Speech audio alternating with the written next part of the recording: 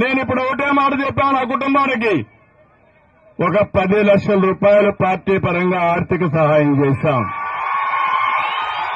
అందుకే నేను ఆ అమ్మాయికి చెప్పాను, నువ్వు ఆయా ఉద్యోగానికి పోతావా, లేకపోతే నేను నిన్ను తీసుకుని ఎంతవరకు చదువుకుంటావో చదివించి ఎలాంటి ఎదవులైతే ఉన్నారో ఆ ఎదవుల మీద పగ తీర్చుకునే విధంగా, అలాంటి వాళ్ళని కంట్రోల్ చేసుకునే విధంగా నువ్వు జీవితంలో పైకి వస్తావని అడిగాను.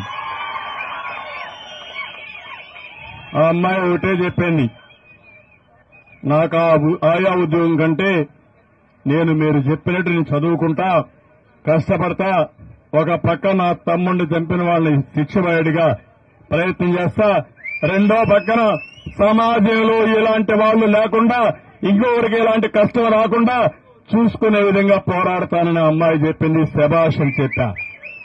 ఆ అమ్మాయిని అందుకే ఈ రోజటి నుంచి నేను దత్తత తీసుకుంటున్నా ఎన్టీఆర్ మెమోరియల్ ట్రస్ట్ ద్వారా.